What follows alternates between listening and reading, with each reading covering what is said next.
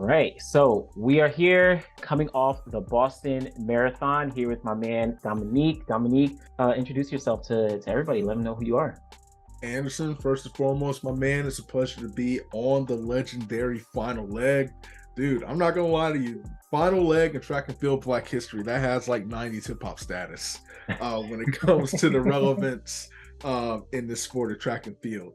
But yeah, Dominique Smith, freelance sports journalist covering the sport of track and field. As you can see behind, I host the podcast Lactic with Dominique Smith. So be sure to check that out on YouTube as well as Instagram. And where the Boston Marathon is concerned, was honored to get a chance to collaborate with Anderson on some pieces that are still being posted. So please be sure to check that out. Follow him on the final leg, and you can find where he wrote some of the videos he took and then some of the written articles that we collaborated on. So yeah, man, honored to be here.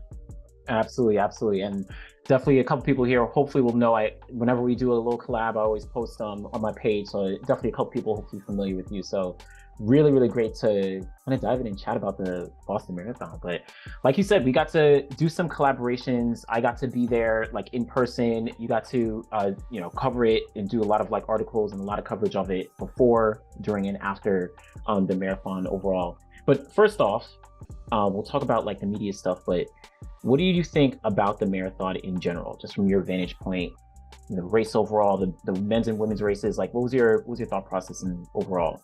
I enjoyed it, man. Boston is a tough marathon to run. Obviously there were such great expectations on Kipchoge, and just the fact that he was able to finish as strong as he did, just mad props to him. I don't think people understand not just the pressure of expecting to your human world record every time you walk onto the track. Honestly, the only two people in the sport that I can think of that currently deal with that kind of pressure is Sydney, McLaughlin, Lavroni, as well as Mondo Duplantis, where every time they compete, they're on world record watch. And so Kipchoge is like that. But it was a great race, and I think the intrigue, Gay making that move, I forgot which mile it was, just to kind of open things up, and then the group of men that went with him, I thought that was pretty cool. Obviously, watching the Americans try to get into the top 10, Scott Fauble, making his way, I believe he was 6th or 7th. I'll have to double check that, but he had a great race as well. And then the women's side, man, just that was my favorite. The men's was great, but the women's, that was my favorite. Helen O'Beary, obviously, taking it home, which was just an incredible race by her. But mad props, and it's not just because we got a chance to talk to her and write on her and everything, but Emma Bakes was not playing, man. She was not playing. She came out strong, she finished strong, and she was right there, and I think she set herself up for big success headed into Orlando 2024. So yeah, man, it was a phenomenal race from both ends. Obviously the weather wasn't ideal, but it still made it all the more entertaining. Yeah, absolutely. I completely agree. And so specifically even on like Emma Bates, like you said, like you spoke to her earlier in the week before she ran, and then I got to speak to her, actually in Boston. But man, I thought there was a couple moments I thought she might win the whole thing. Like she was leading for like a whole a long way, right? Most of the marathon, and then of course the second half they started to she started to lose the pack and everything, but she was like really in the hunt to potentially get that win. But she got 5th place. I think that kind of solidifies her as like a serious threat, with some of the other women. It's not like women are running super, super fast times, talking like 2:15s and 2:14s and all that in terms of the marathon. But I mean, she is a serious threat. Like she is in the mix. I think she's obviously one of the top Americans, if not the top American at this point. And who knows? Anything can kind of happen when we're talking about, championships, Olympics, whatever it may be, when we're talking about the marathon, right? So I don't know. What do you think? Listen, just hearing the confidence, and she was not shy about it. She said she believes that she was in American record, shape, and honest to God's truth, if the weather was a little different, she might have taken that American record, or she might have taken the win. We do not know. She was very confident and very humble going in. And it manifested itself, like the training that she put in. Like you said, she led for like a good chunk of the race, especially, some of the difficult parts of the race. She was in the lead. I feel like from a tactical standpoint, she did some things that, when she would kind of veer to the outside away from the pack. There's different probably strategies that her and her coach Joe did, even though she did say, in the press conference, it kind of went out the window and she felt good and she went for it. It makes it interesting headed into, she probably will run another marathon before Orlando. I'm not sure. But you got her, you got Cara D'Amato, you have, Emily Sisson. That's gonna be a fun. I'm looking forward to whenever they line up and run again. I'm really looking forward to that because I do think all three have an incredible opportunity in terms of making the team. There are other athletes, I haven't even mentioned, that's how deep the field is. You can't, count out Sarah Hall and who set the Masters record, in the marathon. So, when she's fully healthy, she's tough to beat. So there's going to be a lot of intrigue headed in, but the confidence that Emma has, that was her 9th marathon, and so now she has an understanding of it. I think she has the momentum right now, which is a dangerous thing when it comes to track and field, because if she carries that momentum, it wouldn't just surprise me if she if she made the team to go to the Olympics, but if she took home a medal. Because now she ran in the mix with the best of the best. She's not afraid. Yeah, absolutely. And like we already saw, I think was it Sisson or was it, I forget who got the bronze medal at the Olympics in 2020, right? From the US. So Molly Seidel. Molly Seidel, right? Yeah. Seidel, so yeah. It's not far-fetched that, another woman can come out, right? It doesn't take a 2:15 or 2:14 or whatever it may be to actually get a medal at the Olympics. So very, very true.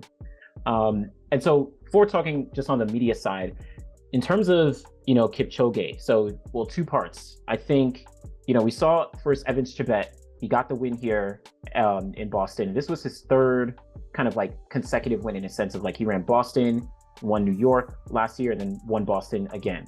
He's kind of like the rising star. Now, Kipchoge ended up getting 6th place, little setback, his first time running Boston.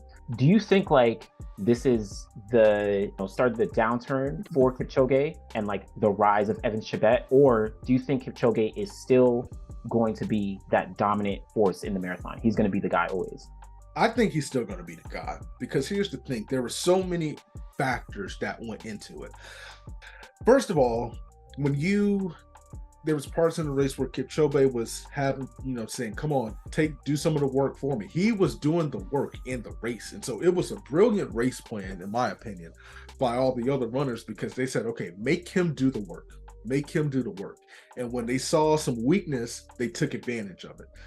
If I'm not mistaken, I did hear maybe he was battling a little bit of an injury, a leg injury of some sort, headed into the Boston Marathon. That was his first Boston Marathon. Obviously, the weather's not ideal. So I feel like this is going to fuel him to, more greatness. Obviously, the others have great confidence. I just think he just had a bad day. And that happens. That happens to the best of the athletes. So I think the best is still to come for him. I think that he's still going to be the dominant figure. He's probably going to shake this off, recover, and he's going to come back in full force. And hopefully, silence some of the hate that, unnecessarily he's been getting for whatever reason. So I still think he's the guy, but I think the competition might be a little bit, either one or two things are going to happen. He's going to come in such a force where, because remember, he's broken 2, hours in the mile before. It doesn't count per se because of whatever the regulations of world athletics and the course. But it wouldn't surprise me if he breaks, that 2-hour barrier. So either he's going to just pretty much do something that crazy, or the competition is going to be a little bit more tough. It's going to be tougher because of the confidence that these guys have, especially Evans. And listen, it just makes the marathon that more interesting. But I still think Kipchoge is going to be on top. Yeah, definitely. I agree. I mean, this is just one race, and yeah, like athletes get injured, right? We Yeah, of course Kipchoge is like the GOAT of the marathon. He's the best of the best, but everyone is going to have some sort of off day, right? And this is literally one of two races that he runs in a year, right? Marathon is literally run two marathons in a year. Just so happens that one day, one of those times yeah, he just happened to be bad, right? There's literally 365 days in a year. You can't expect to be absolutely perfect on every single day. So yeah, exactly. yeah. So I definitely agree. I think he's still going to be the GOAT, still going to be up there, still going to challenge, the world record that he already has. So we're going to see a lot from him for sure.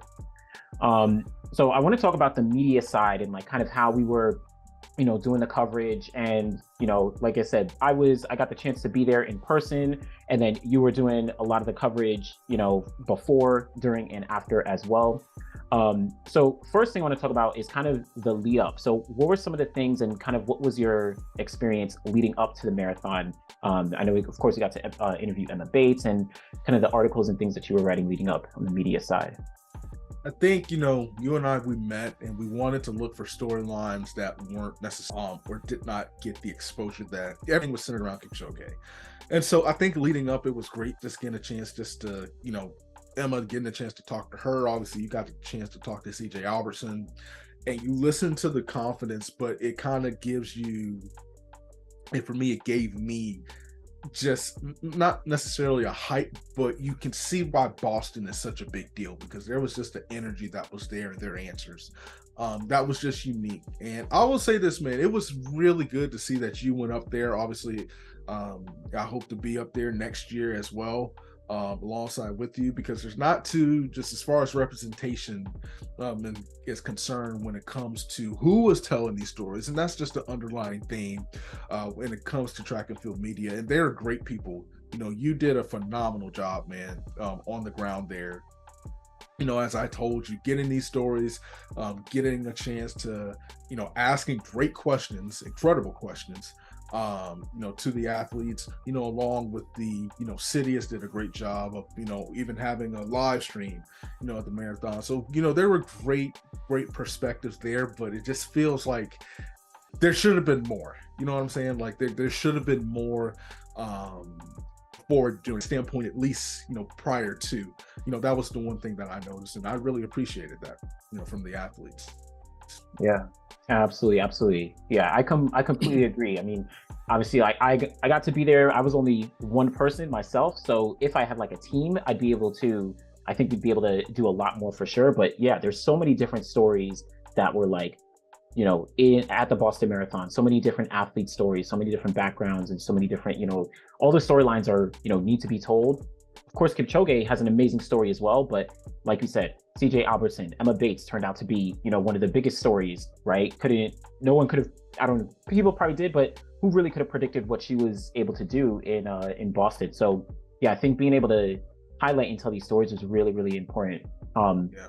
And I'll highlight, so it was great, like, you got to talk to Emma beforehand, got to write, got a great story on CJ. I got to, attend a press conference, which was on the Friday before the marathon happened on Monday.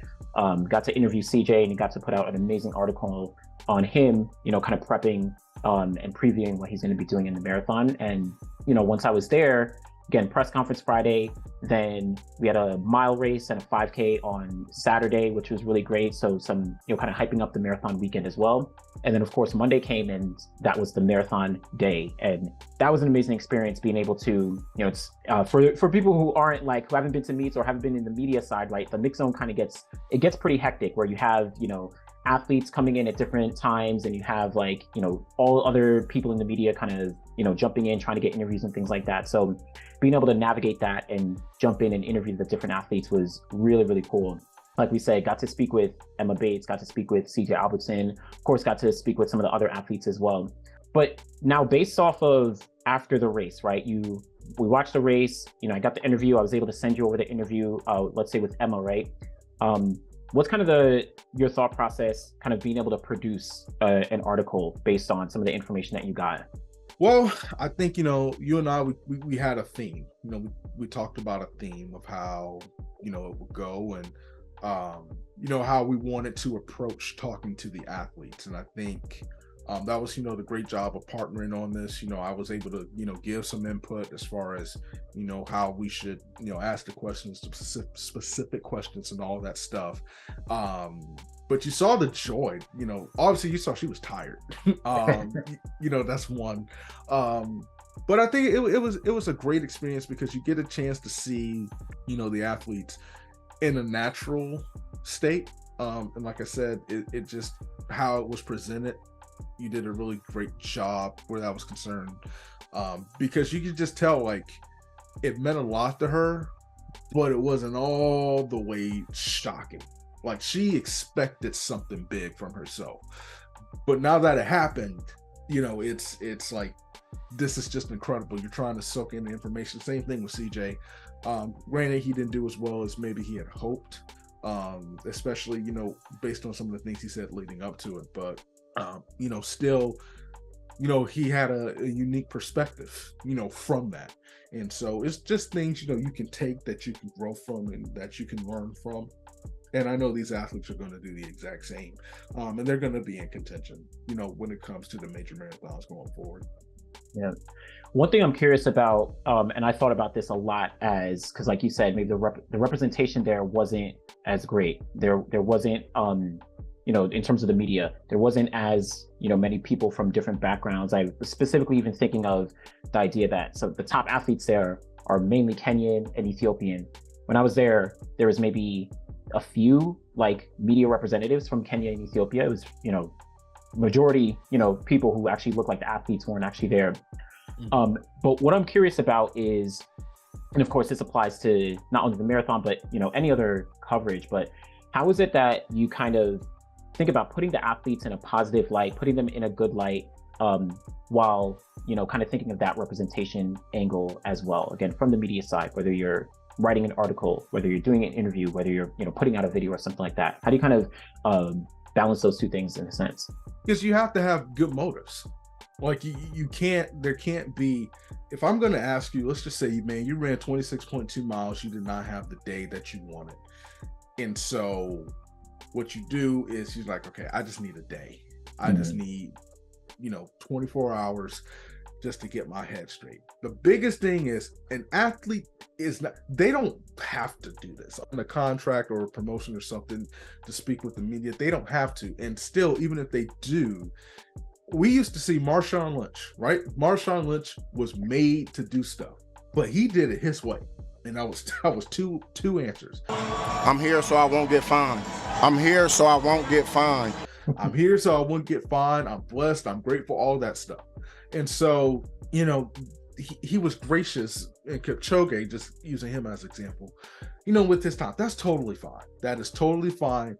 Take your time, gather your thoughts, because a lot of the time, some of the questions that may be asked, what went wrong, stuff like that. Sometimes you have to sit back and you have to let it process so you can accurately answer a question. So there can't be a sense of entitlement, like he owes us something. And I think in order to do that, humanity has to set it. You know what I'm saying? Like, there has to be a human element. One thing that I think of is like, okay, if something went well, I don't have to be a cheerleader, but I don't have to take a tone, that would dampen the mood of, the accomplishment, because you're not trying to take away from the accomplishment. You're trying to expand on the accomplishment. But if something goes wrong, you have to ask the questions, but it's how you ask it. I'm not going to be like, you failed. You know what I'm saying? Like, you don't want to, present it in a way, because here's the thing. I didn't go out there and run. I'm just covering this. I didn't go out there and, you're the athlete. You did that. So I feel like the motive and how it is presented, there's a human element part to it, not that you can't ask the questions, but it's like, okay, if this dude is down, I'm not trying to add to it. I'm just trying to get information to see why. And I think when it is done correctly, you see athletes and you see coaches and, all the above, you go through the process with them.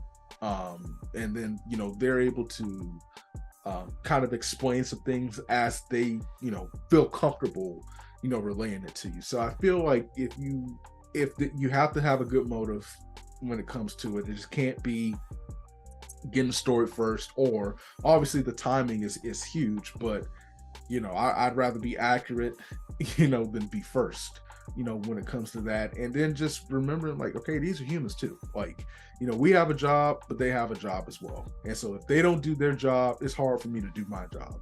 So just that human element and making sure that, okay, I'm just trying to get information.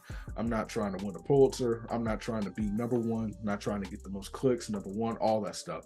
But just remember, okay, your job is to get information by asking the questions and asking them in a way where it's not condescending or making it seem like you're above them. Yeah, that 100% agree. And I really love the point of like asking it in a way so it doesn't make it seem like you're above the athletes, right? Mm-hmm. Just like you said with Kipchoge, right? He got injured. We obviously know he got injured. We may not have known the exact injury, but he finished 6th place, wasn't able to, finish the race in what we expected. And he didn't come to speak with the media right after the race. I mean, first of all, he got 6th place. So he wasn't like a top 3. So there wasn't any quote unquote, like, expectation that he was supposed to come. He didn't finish top 3. So that's one aspect. But then also, of course, he got injured. So he needs to recover. He needs to get some treatment.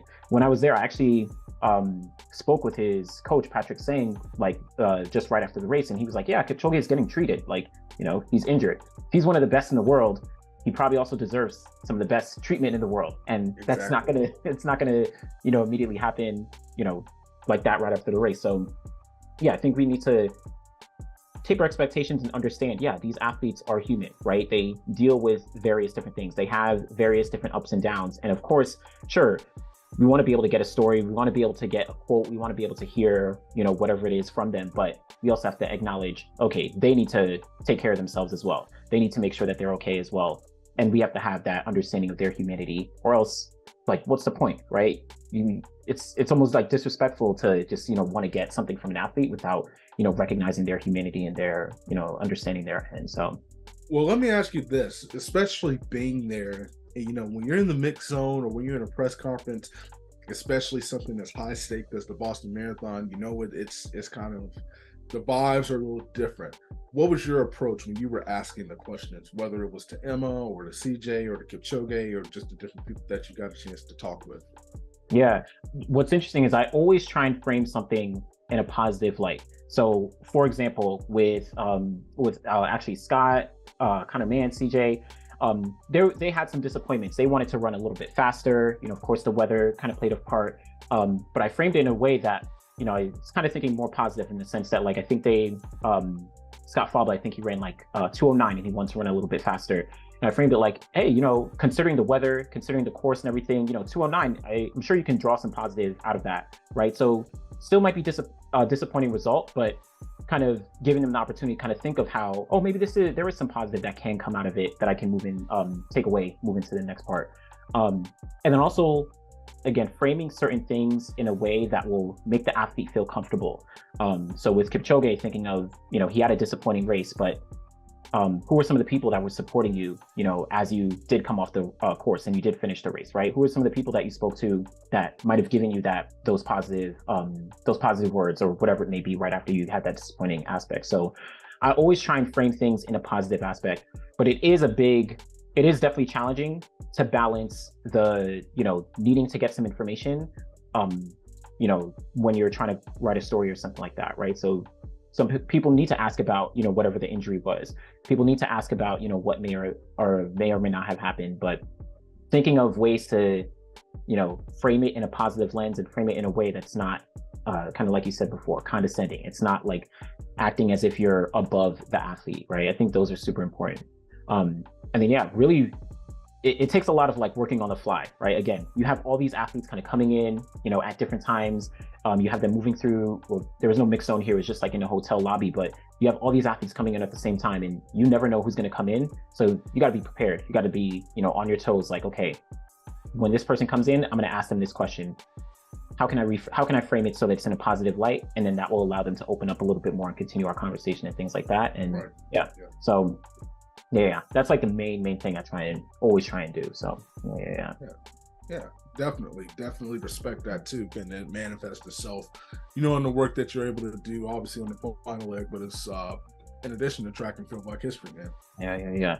So last question from now off Boston Marathon. So outdoor season is really just starting, but again, on the media lens, on the media side, in terms of the content creation side, what's maybe one thing that you've learned from this past weekend with the Boston Marathon they're going to take away and try and apply and or improve upon going forward for the rest of the year?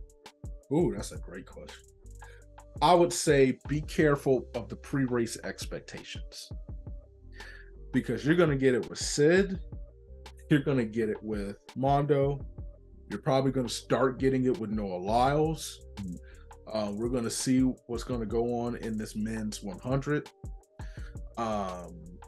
Faith Kipchoge, you're going to see it in the women's 1500.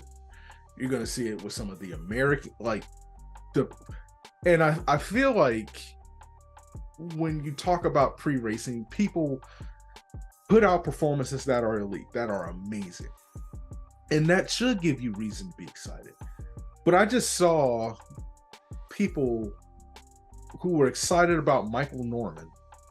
Michael Norman runs a 10-0 something at Mount Sac, finishes third. Because he didn't look good in April, now we have to throw him away. And to me, obviously you have to hype the athletes up, but let's just enjoy the process. And so I think, when you're prepping for the meet, yes, bring the excitement, but bring it in a way where you enjoy the process. Because when you fail, or when you fail to meet the expectations that's been given to you, that's been written about, that's been talked about. Now, granted, every athlete has their own expectation that they try to live up to. I'm not talking about that. I'm not even talking about, to an extent, if they come out and say, I want the world record, well, okay. Or I'm going to break the world record. I'm going to do this. So us as fans, us in the media, we hold them to the expectation that they have publicly proclaimed. But I think when we're too much in the search for records and this, that, and the other, you fail to really enjoy the process. So when it happens, there's a sense of, well, we kind of expected that. Or it's like, okay, if it doesn't happen, what happened? Why didn't it happen? He failed. And that's when the humanity goes away. So for me, that's one thing that I'm going to really be careful on, especially headed into the Boston Marathon. And just a bonus, continuing to look for the stories of celebration, just the fun things. That's another thing that I'm going to, that I take away, that I'll continue to, add to the arsenal as this year goes along. Absolutely. I absolutely love that. And I 100% agree. I can see tons and tons of articles or videos of Michael Norman is done, or I don't know, someone is done just because they ran one race, right? And then 3 weeks later, he's going to run super fast and they're like, oh, he's back. He didn't really go anywhere. He ran one race and, he's still just preparing and things like that. So yeah, tapering in April. Exactly. It's in April, we have time. So yeah, very much tapering the expectations and not creating a narrative in the media or in articles and videos based on what we think or what our initial thoughts are. I think that's a big deal. And yeah, big thing for me is just being able to identify those storylines and those narratives, those athletes who maybe are a little bit underrepresented but might have an amazing performance that gets overlooked. It might not be a record, it might not be relative to other athletes this super amazing performance, but maybe for that athlete it was an amazing performance and it deserves to be highlighted for for whatever reason. Those are some of the things I'm definitely going to be looking forward to as the year progresses, for sure. So yeah. Cool. Well, good chat, Dom. Again, I loved being able to collaborate. There's going to be a lot more times that we're going to be able to work together over the next couple weeks in the outdoor season, which I'm super excited for. So yeah, Dom, let us know again, where you're from, where can people find you? And we got a big project coming up for June 7th, Global Running Day. That we're working on, that I'm very excited about. Yeah, you can find us Lactic Acid Podcast on Instagram, on YouTube, Lactic Acid Podcast or Lactic Acid with Dominic Smith. Hit that subscribe button, hit that notification bell, hit the like button. Just be sure if you like what you hear. As well, you can find us on Apple, Spotify, wherever you get your podcast. Just type in Lactic Acid Podcast with Dominique Smith. And if you enjoy it, leave a good thumbs up. That way, it helps the channel grow, helps more people find the channel. So yeah, that's definitely where you can find us. That's where we're primarily, located on.